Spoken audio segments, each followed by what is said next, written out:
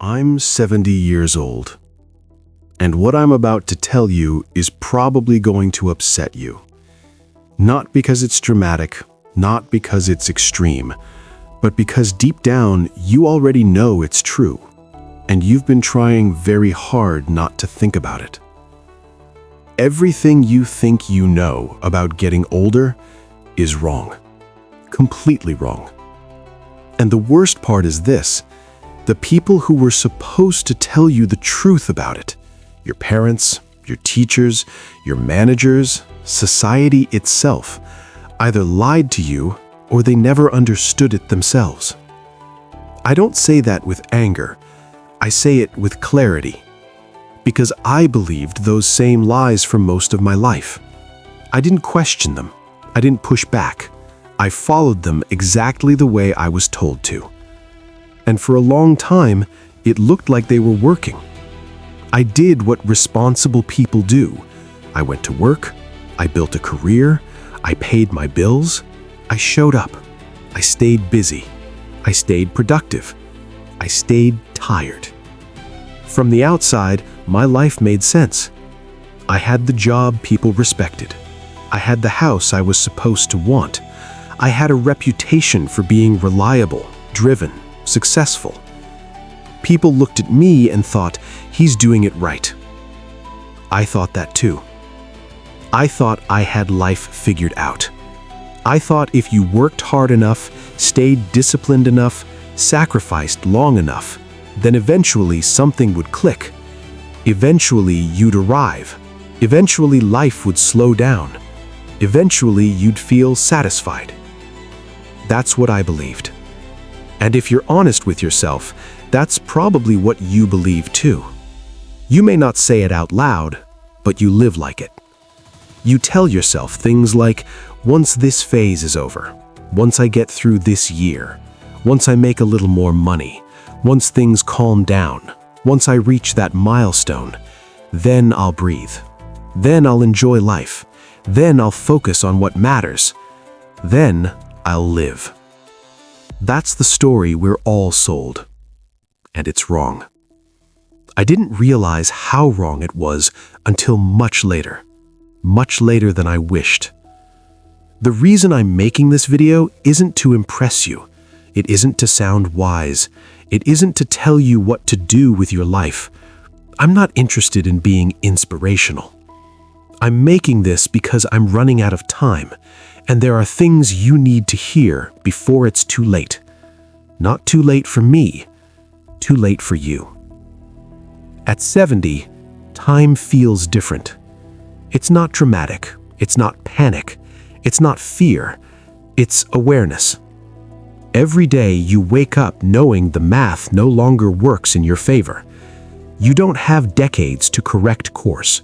You don't have unlimited tomorrows to make things right. You start to see life not as something stretching endlessly ahead of you, but as something that's already mostly behind you. And when that shift happens, something else happens too. The noise falls away. The illusions weaken. The stories you told yourself for years stop working. You see things clearly, sometimes painfully clearly. You see how much of your life was spent preparing for a future that never actually arrived. You see how often you postponed what mattered for what felt urgent. You see how easy it was to confuse movement with meaning. I didn't wake up one morning at 70 and suddenly realize this. The truth is, the warning came earlier, much earlier. I just didn't listen at the time. In my early 50s, I still believed I had plenty of time. I still believed I was in the middle of things. I still believed I could fix whatever needed fixing later. I thought awareness could wait. It almost cost me everything. One ordinary day, nothing special, nothing dramatic, I was sitting in a meeting, talking about numbers that don't matter anymore. Quarterly projections, targets, deadlines. The room started to feel strange. Then the world tilted. The next thing I remember is waking up in a hospital bed, staring at a ceiling I didn't recognize, with tubes in my arms and a machine counting my heartbeats. My wife was crying in the corner. The doctor told me I had what they politely call a cardiac event. That's a nice way of saying my heart nearly stopped. He looked at me and said, "You're lucky." Lucky. That word stayed with me. Because lying there, unable to move, unable to distract myself, unable to escape my own thoughts, I realized something that shook me far more than the heart attack itself. If I had died that day, if my heart hadn't restarted, my life would have ended looking exactly the way it looked from the outside. Responsible, productive, respectable, and almost completely unlived. That realization didn't come all at once. It crept in slowly, during the long hours when there was nothing to do but think.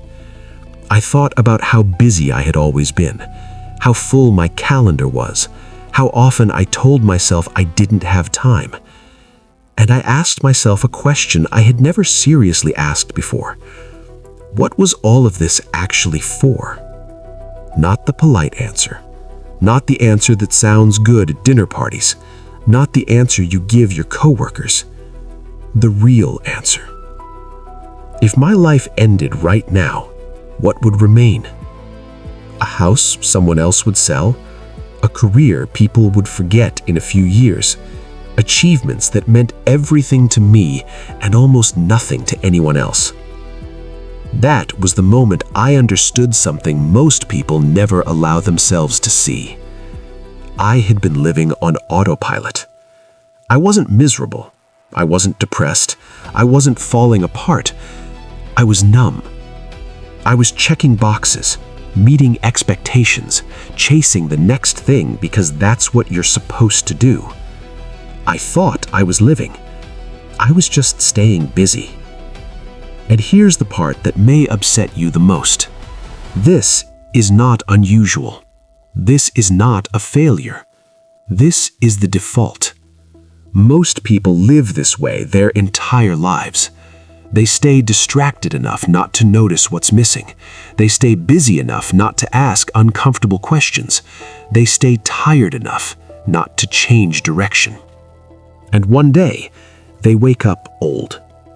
Not suddenly, not dramatically, just quietly aware that the road behind them is much longer than the road ahead.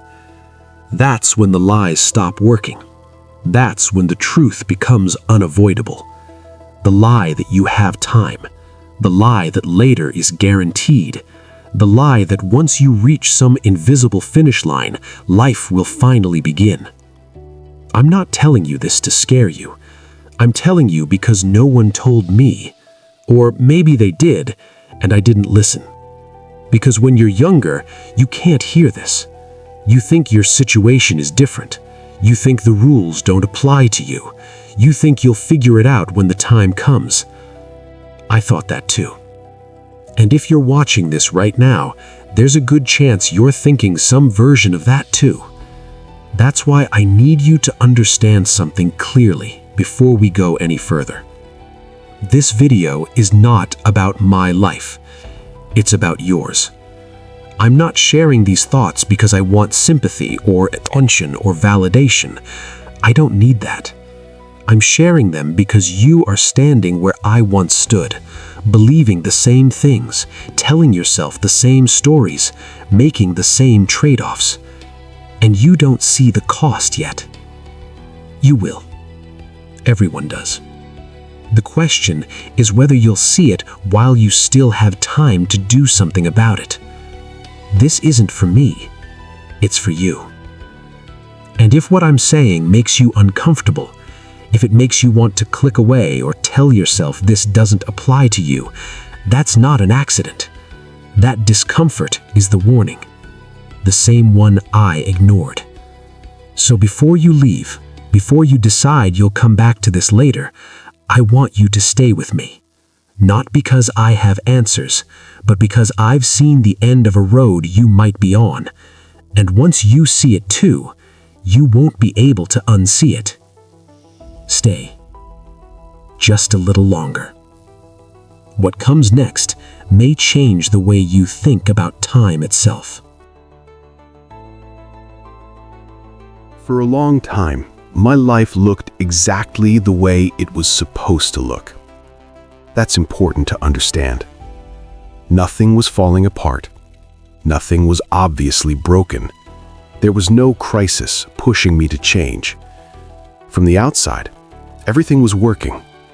I had a steady job, the kind people nod approvingly at when you mention it.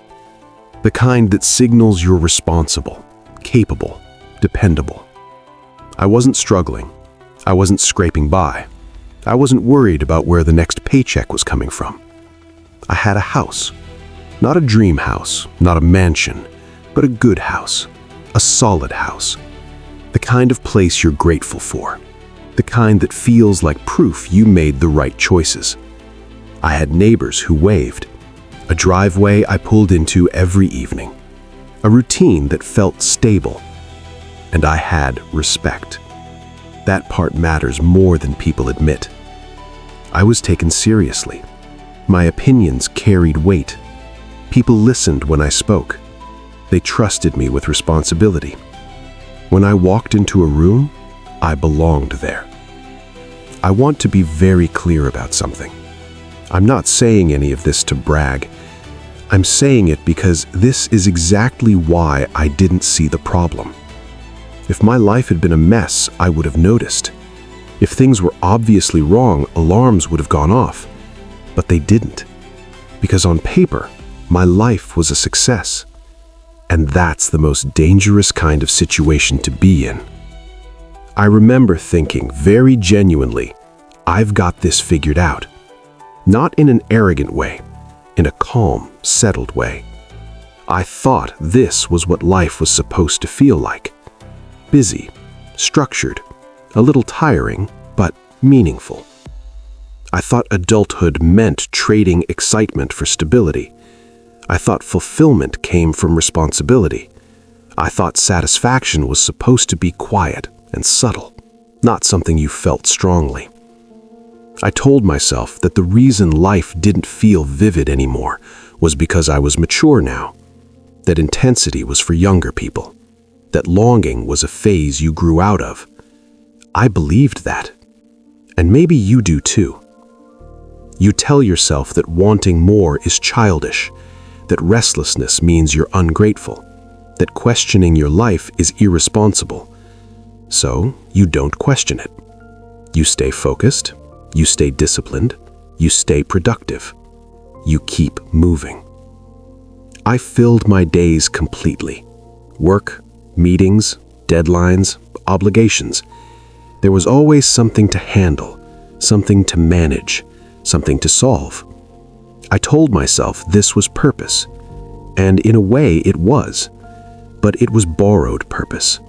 It came from expectations, from roles, from momentum, not from choice. Here's the part that's hard to explain unless you've lived it. I wasn't unhappy. If you had asked me back then whether I was satisfied with my life, I probably would have said yes. Not enthusiastically, not with excitement, but with confidence. Yes, I would have said, I'm doing fine. And I meant it. That's the illusion. When life is fine, you stop looking deeper. You assume any discomfort is just stress, any emptiness is just fatigue, any longing is just nostalgia. You tell yourself things like, this is normal, this is adulthood, this is just how it is. You compare yourself to people who are struggling more than you and feel relieved. You compare yourself to people who have less and feel grateful. And slowly, without noticing, your standards shift. You stop asking whether you're alive. You start asking whether you're functioning. You stop asking whether something matters. You start asking whether it's efficient. I remember how proud I was of how much I could handle, how much pressure I could tolerate, how little rest I needed, how reliably I showed up. That became my identity. And because everyone around me was doing the same thing, It felt normal. That's another part of the illusion. When everyone around you is living the same way, you stop questioning the direction. You assume it must be right. I thought the quiet dissatisfaction I felt sometimes was just part of the deal. I thought meaning was something you earn later, after you've paid your dues. I thought joy was something you schedule for retirement. I thought presence was a luxury. So I postponed things. Not deliberately, not dramatically. I just kept telling myself, later. Later, I'll travel. Later, I'll slow down. Later, I'll focus on relationships. Later, I'll do the things I care about. Right now, I'm building something. That story kept me moving for years, decades. And here's the key thing I want you to hear. Nothing was technically wrong. I wasn't failing, I wasn't lost, I wasn't off track according to every metric that mattered. That's why I didn't notice something very wrong. There was no single moment where I said, this isn't working. There was no collapse, no breakdown, no dramatic turning point. Just a quiet erosion, a slow fading of color. I stopped feeling deeply excited about anything.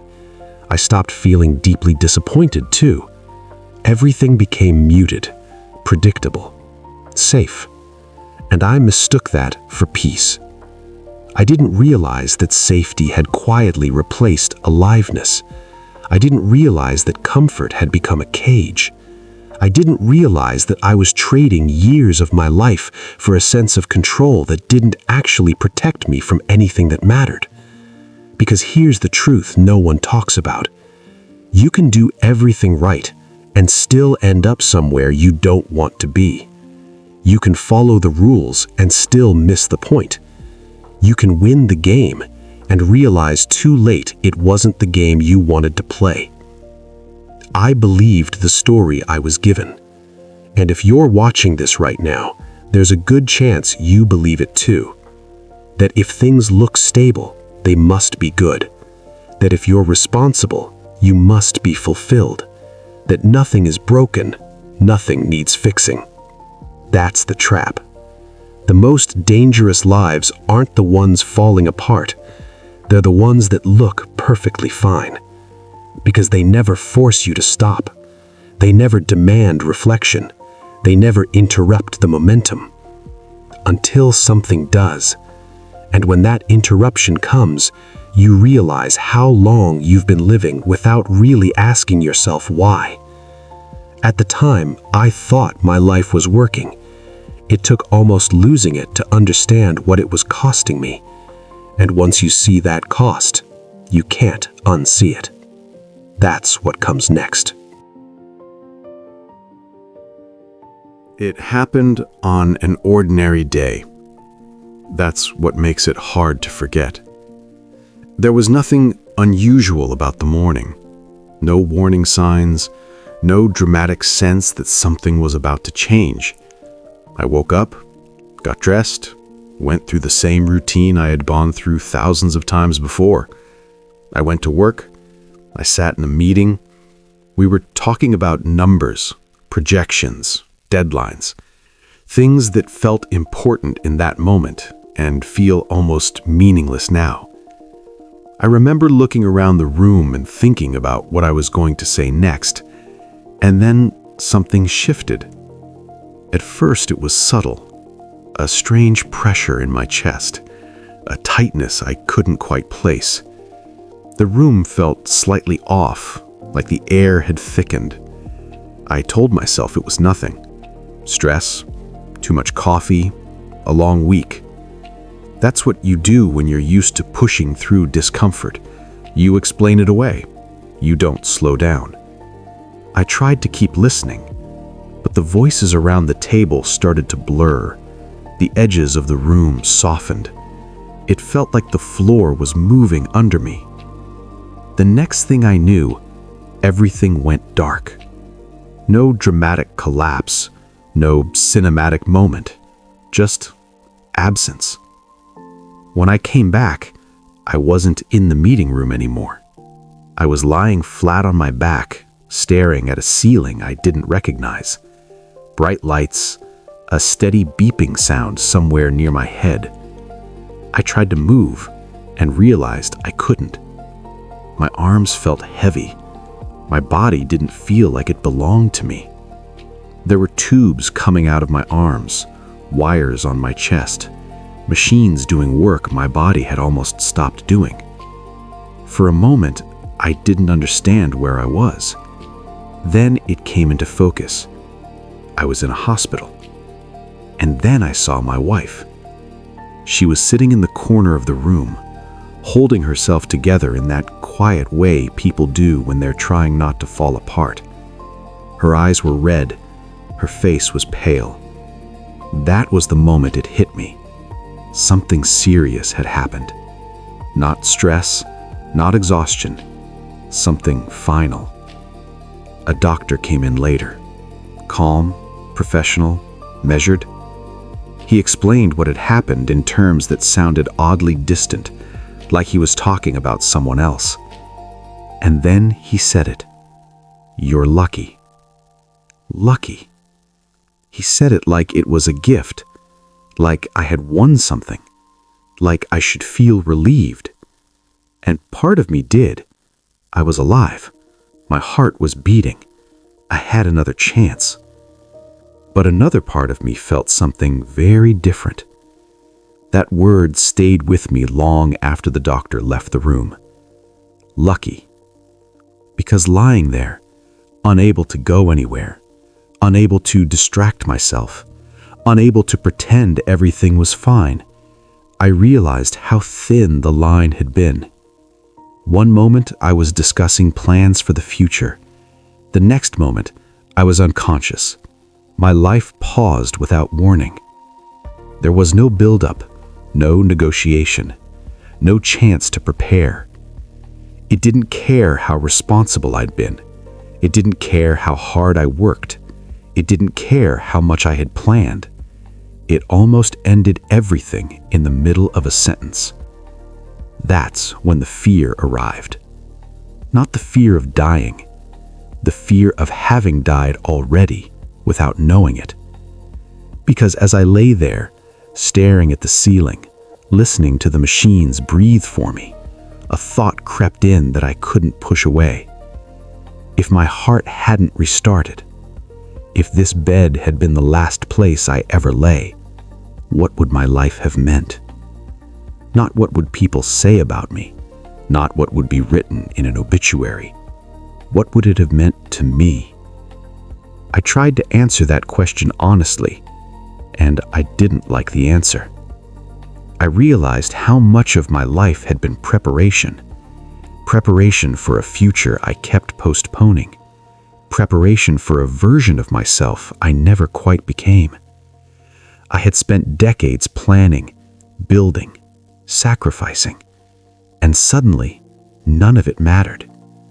None of it could protect me. None of it could buy me more time. I had come face to face with something I had avoided thinking about my entire life: mortality. Not as an abstract idea, not as something that happens to other people, as something that had almost happened to me. And what terrified me wasn't that I could have died. It was how easily it could have happened on a day that felt completely normal. No final conversation, no meaningful goodbye, no sense of closure, just gone. And that's when it hit me. I had been living as if time was guaranteed, as if tomorrow was promised, as if there would always be another chance to slow down, another chance to say what mattered, another chance to live differently. I realized how close I had come to dying without ever really living. That word haunted me. Lucky. Because what I saw from that hospital bed was not a life cut short. It was a life almost finished without having been fully lived. I wasn't thinking about success. I wasn't thinking about money. I wasn't thinking about status. I was thinking about moments. The ones I rushed through, the ones I postponed, the ones I never gave myself permission to have. I thought about how often I had chosen busy over present, how often I had chosen productive over meaningful, how often I had told myself I would get to what mattered later. Later. Later had almost never come. Lying there, stripped of every distraction, I saw my life the way it actually was. Not bad, not tragic, just incomplete. And that was the most unsettling realization of all, because it meant I hadn't failed. I had simply drifted. And drift is dangerous, because you don't feel it happening. You don't notice the current until you're far from where you meant to be. That hospital bed became the quietest place I had ever been. And in that silence, something finally stopped. Not my heart, my momentum. For the first time in decades, I wasn't moving forward just because that's what I had always done. I was forced to pause. And in that pause, a question began to form, slowly, clearly, without urgency. If I survive this, if I really do get another chance, what am I going to do differently? Because going back to the way things were no longer felt possible. Once you see how fragile everything is, you can't unsee it. Once you realize how close the end can be, the excuses stop working. That day didn't just stop my heart. It stopped the story I had been telling myself about my life. And when that story fell apart, something else had to take its place. That's where the real reckoning began. Lying in that hospital bed, with nothing to distract me, nothing to manage, nothing to fix, I started seeing my life from a distance. Not the way I talked about it to other people, not the way it looked on paper, the way it actually felt. For the first time, I wasn't moving. No emails, no meetings, no deadlines, just silence. And in that silence, a realization surfaced that I had been avoiding for years. I had been living like a machine. Wake up, get ready, go to work, handle responsibilities, come home tired, repeat. Day after day, year after year.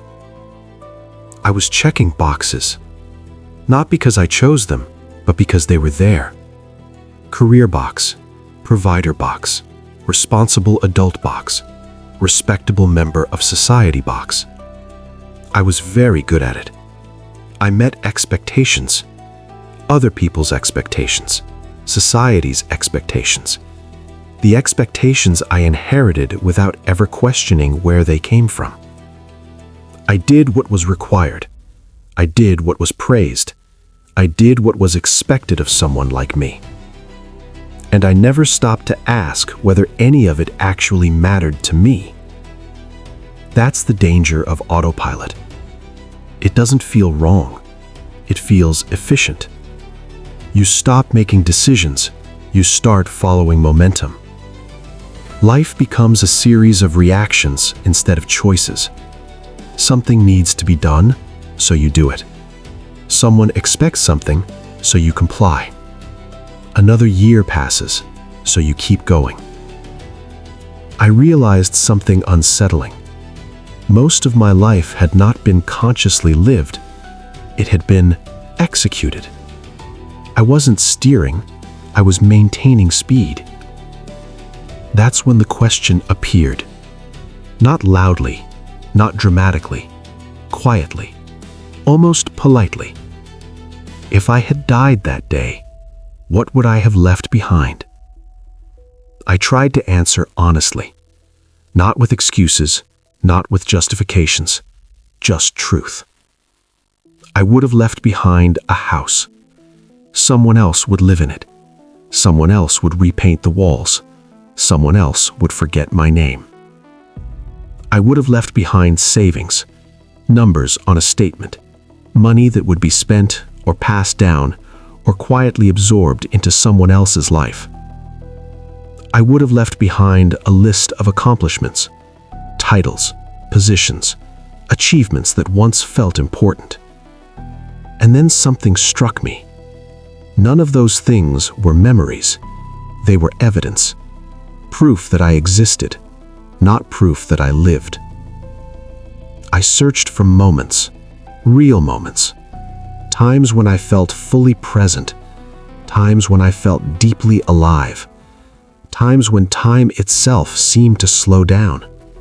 There weren't many. Not because my life was tragic, but because I rarely allowed myself to stop long enough to feel anything. I had always believed that unhappiness was the enemy, that as long as I wasn't miserable, I was doing fine. But lying there, I realized something far more dangerous than unhappiness: numbness. I wasn't unhappy, I was numb. That's much harder to detect. Numbness doesn't hurt, it doesn't scream. It just quietly dulls everything. Your joy becomes muted, your curiosity fades, your sense of wonder shrinks. You still function, you still succeed, you still show up, but something essential goes missing. You stop noticing the days. They blur together. Weeks pass without distinction. Years collapse into each other. You tell yourself you're busy, but what you really are is absent. I thought back to all the times I had rushed through conversations, all the meals eaten quickly, all the evenings half present, all the moments spent thinking about what was next instead of where I was. I had mastered the art of being physically present and mentally elsewhere. That was autopilot. And it felt normal, because everyone around me was doing the same thing. That's the most dangerous part. When a whole culture is numbed out, numbness feels like maturity. People praise you for endurance, for sacrifice, for putting your head down. No one asks if you're alive. They ask if you're productive. I realized I had been postponing life without realizing it.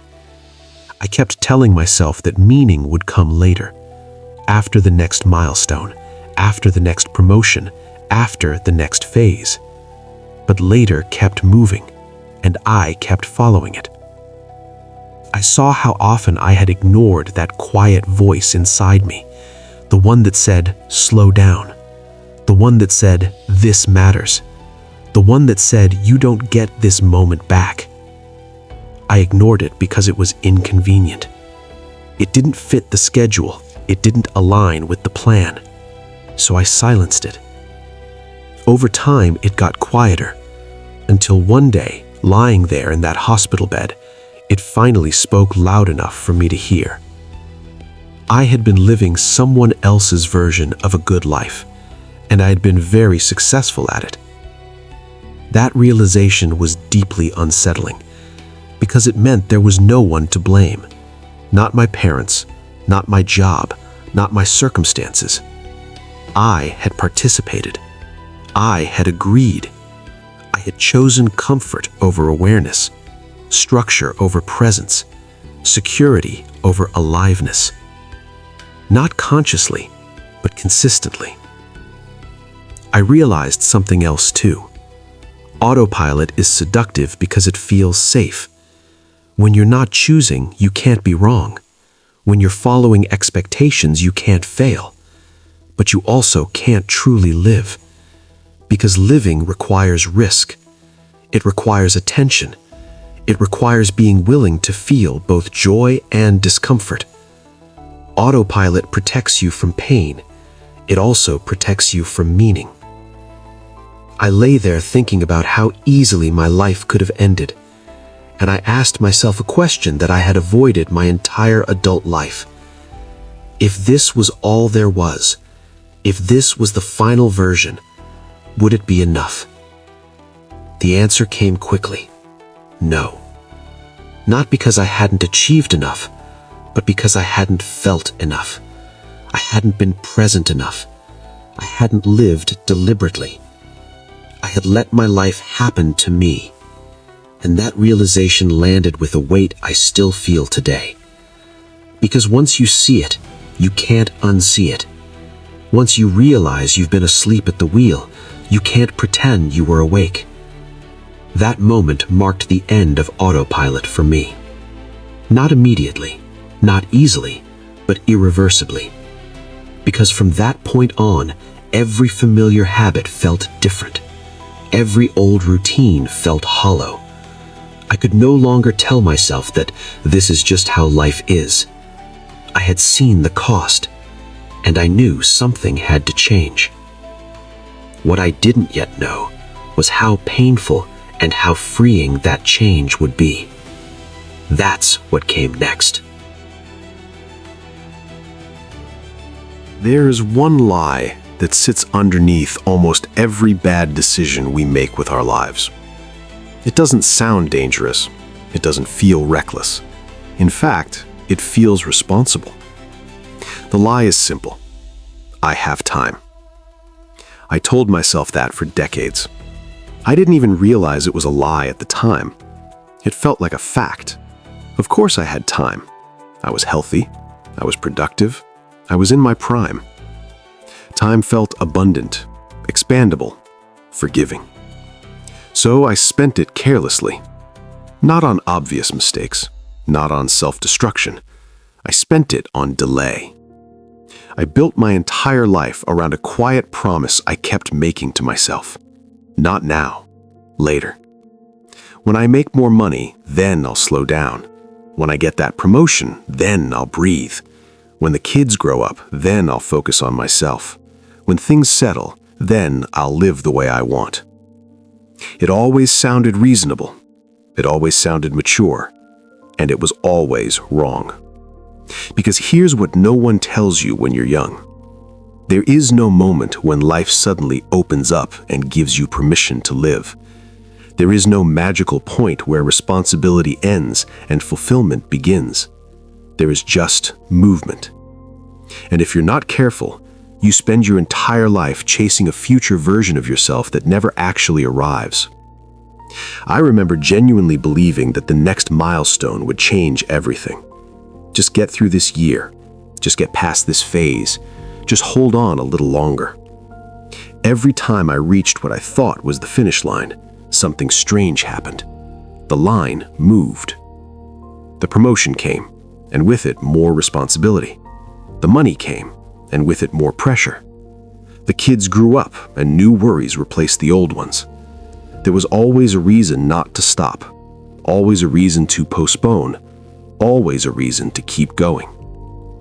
I didn't notice it at first, because each delay felt small, harmless. It was just one more year, just one more project, just one more obligation. But years stack quietly.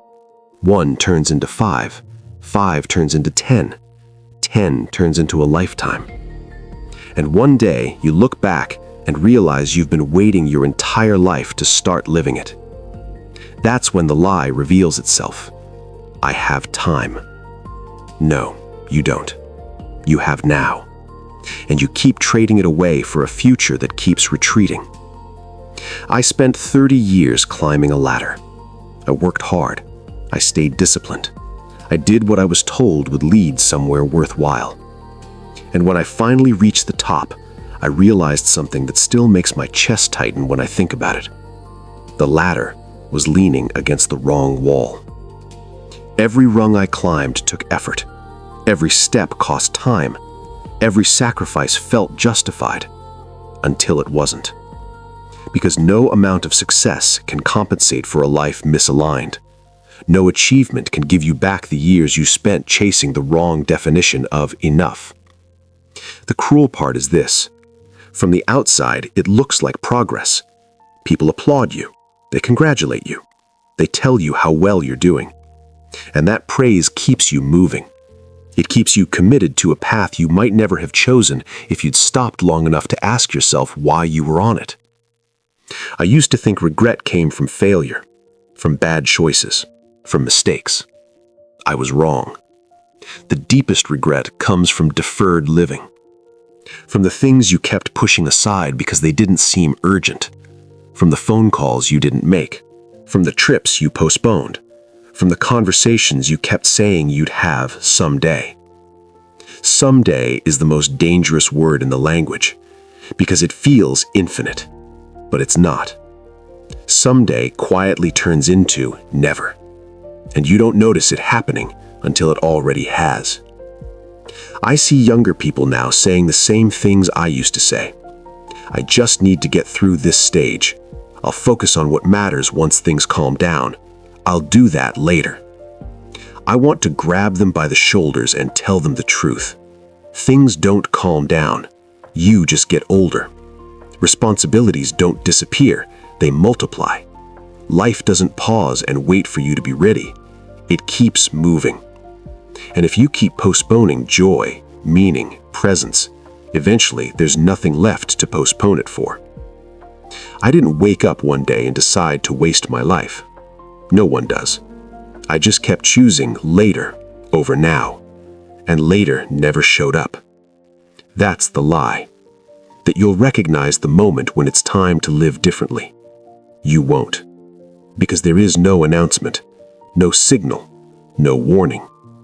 One day you're just older, and the math has changed, and you realize the time you thought you had was borrowed. That's when the weight of that lie finally hits you. Not as panic, as grief. Grief for all the versions of your life that never happened. Grief for all the moments you assumed would always be there. Grief for the person you kept promising you'd become. If you take nothing else from this, hear this clearly. Later is not a place you're going to reach. It's a story you're telling yourself. And every time you tell it, you spend a piece of your life believing it. I spent 30 years climbing the wrong ladder. I can't get those years back, but you might still have yours. That's why this part matters. Because once you see this lie for what it is, it becomes much harder to keep living as if it were true. And that's where the real discomfort begins. Because when later disappears, you're left with a much harder question. If not later, then when? And more importantly, for what? That's when everything changes next. There comes a point when regret stops being abstract. It stops being something you talk about in general terms. It stops being philosophical. It becomes personal, heavy, specific. When I look back now, my regrets don't come from the things I failed at. They come from the things I never gave myself permission to do. There are three that rise above the rest, not because they were dramatic, but because they were quiet. And quiet regrets are the ones that stay with you. The first one is family. My father died when I was in my mid-40s. We had a complicated relationship, not hostile, not broken, just unfinished. We were different people. We didn't always understand each other. Conversations took effort, and effort was something I told myself I didn't have time for. I was busy. I was tired. I was always in the middle of something important. I told myself we'd talk properly someday, that we'd clear things up later, that there would be time. There was Sundays I didn't call, evenings I could have driven over but chose not to, moments when I felt the nudge to reach out and ignored it. Not because I didn't care, because I assumed there would always be another chance. Then one day, there wasn't. Heart attack. Gone within hours. No warning. No last conversation. No opportunity to say the things I kept postponing. What haunts me isn't what we argued about. It's everything we never talked about at all. The ordinary moments I assumed were replaceable. They weren't. The second regret is a dream I kept deferring. For me, it was a trip I always wanted to take. Not a luxury vacation, not an escape, a journey I felt drawn to for years. I told myself I'd do it when work slowed down, when I had more time, when it felt responsible. Years passed. The desire never disappeared, it just became quieter. Eventually, it faded into the background noise of life. And one day, I realized something painful. I didn't want the trip anymore. Not because it didn't matter, but because I had waited too long. The energy was gone. The curiosity had dulled. The moment had passed. I see the same thing with people who talk about writing a book. They say, someday I'll start. They collect ideas, they imagine it, they talk about it, but they never begin. And one day they realize they no longer feel the person who would have written it. Dreams have a shelf life. They require you to meet them while you're still awake enough to feel them. The third regret is the one that still tightens my throat when I think about it. A friend of mine died a few years ago. He was a hard worker, 70-hour weeks, constant pressure, always chasing the next level. He built a successful business, made a lot of money, earned a lot of respect. He kept saying he'd slow down next year. Next year never came. He had a stroke at 68. At his funeral, his son stood up to speak, and he said something that silenced the room. "My father was a successful man," he said, "but I barely knew him." That sentence says everything. That's the cost. Not failure, not embarrassment. Absence. The absence of presence. The absence of memory. The absence of connection. That's what work can quietly take from you if you let it. I want you to hear this clearly. Your regrets won't be about what you did wrong. They'll be about what you never did at all. The call you didn't make, the conversation you postponed, the risk you talked yourself out of, the love you assumed would always have time. Regret doesn't scream when you're young. It whispers.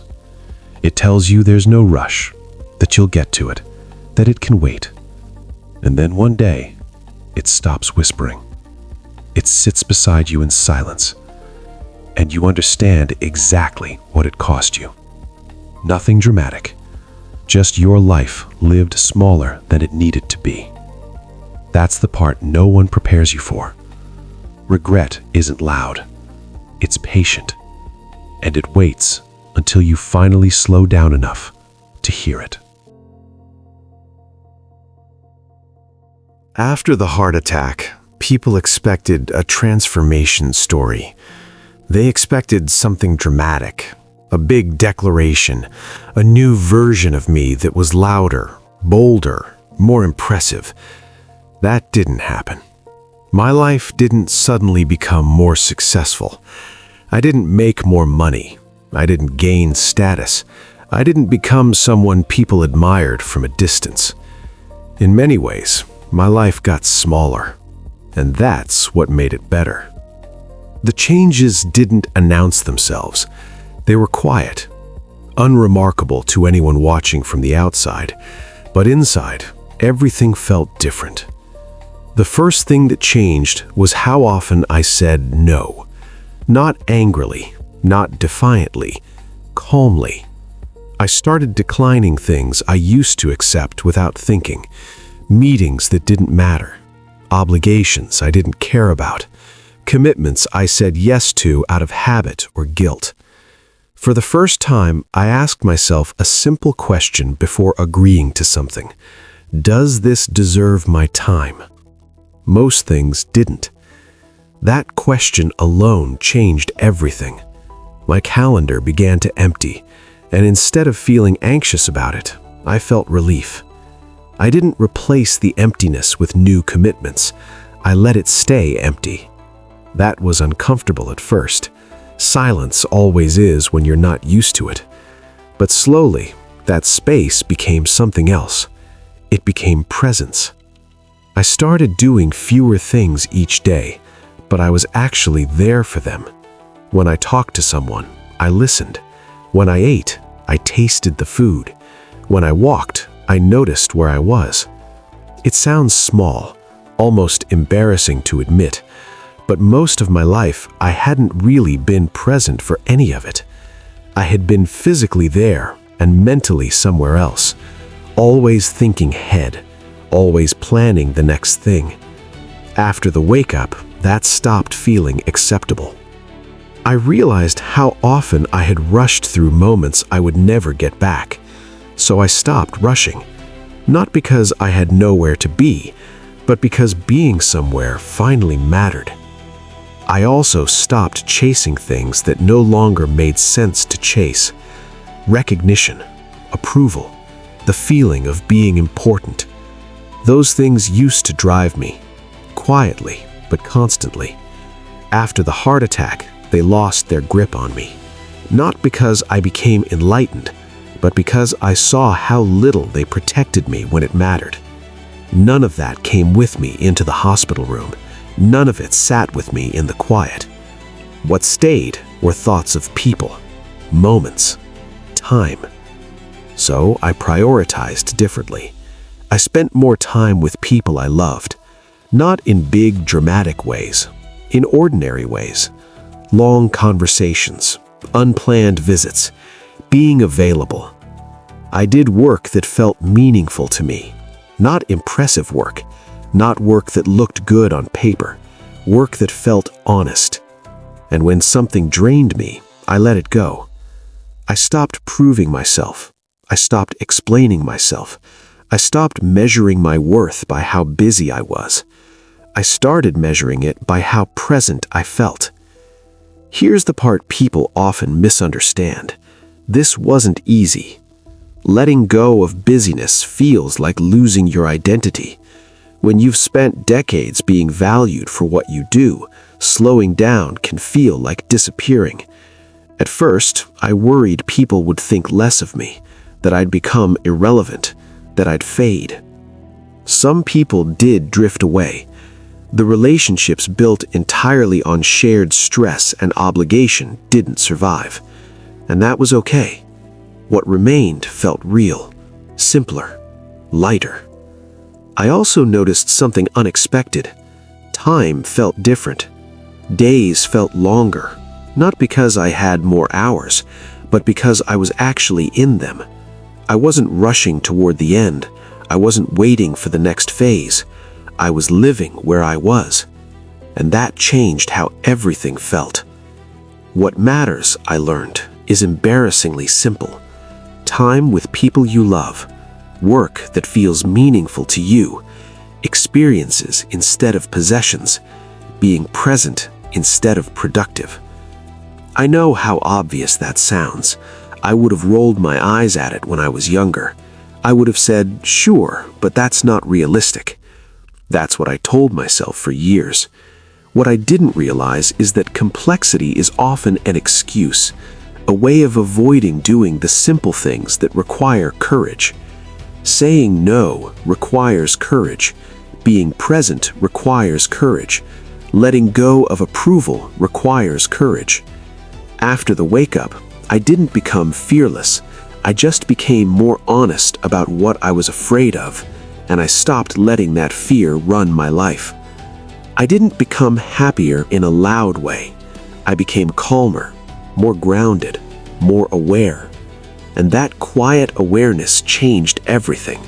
Not all at once, but enough to matter. Enough to finally feel like I was living my own life, not the one I inherited by default. That's what the wake-up gave me. Not a new identity, but a clear one. And once you see that clarity, you don't want to go back.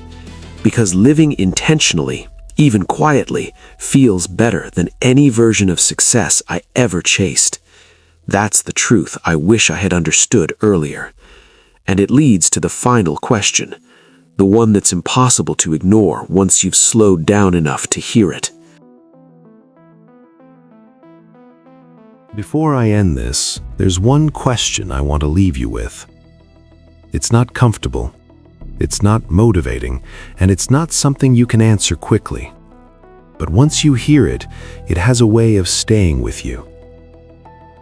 If you died tomorrow, would you be satisfied with the life you've lived so far? Not impressed, not proud, satisfied. Not with how it looks from the outside, not with what people would say about you, not with what would be written in a few polite sentences at a funeral. Satisfied inside. When I first asked myself that question, I tried to dodge it. I told myself it was unfair, too extreme, too dramatic. But the truth is, death doesn't negotiate. It doesn't care if the question feels premature. It arrives when it arrives. And when it does, there's no time left to reframe your answers. So sit with it. If you died tomorrow, would you be satisfied? If the answer is yes, then you're already living in a way many people never do. But if the answer is no, and for most people it is, then the next question matters even more. What are you waiting for? What are you doing with your time that feels so important, so urgent, so unavoidable that you're willing to gamble your one life on it?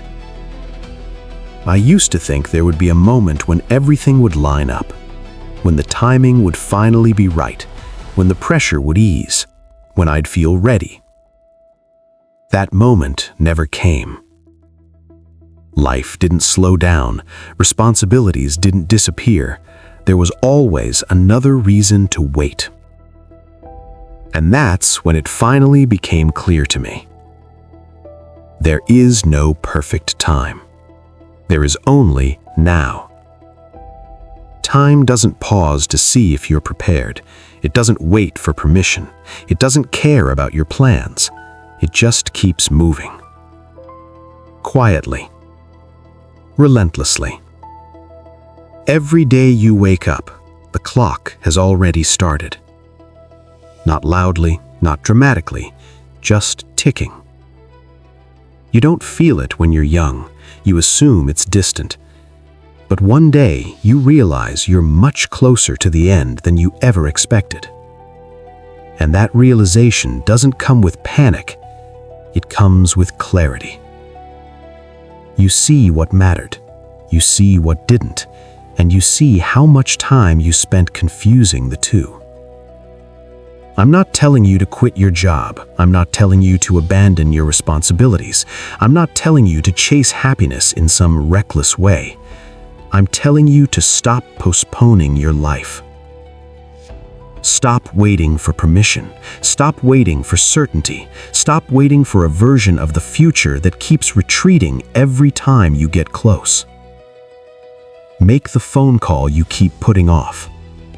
Have the conversation you're avoiding. Take the trip you keep rescheduling. Start the thing you keep saying you'll do one day. Not because it will make you successful, because it will make you present.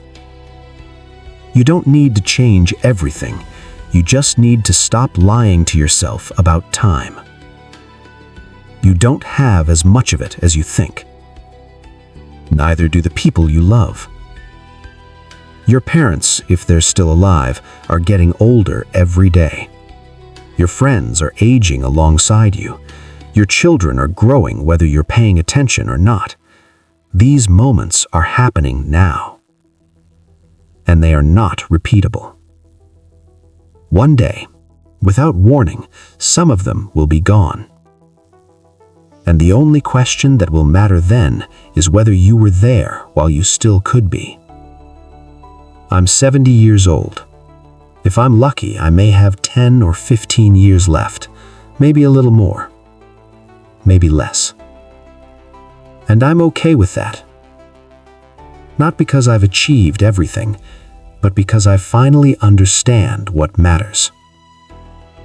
These last years of my life, quiet, smaller, less impressive, have been the richest I've ever lived. Not because I earned more, but because I paid attention. I stopped living on autopilot. I stopped postponing joy. I stopped waiting for someday. That's the irony no one tells you. When you understand that time is limited, you finally start to live. You stop wasting it. You stop trading it away. You stop assuming you'll always have more. So here's the truth I wish I had learned earlier. Someday isn't coming. Someday is today. It always has been. What you do with it is up to you. And whatever you choose it consciously. Because one day, you will ask yourself that question again. And when you do, I hope the answer feels honest. Not perfect, but real. And enough.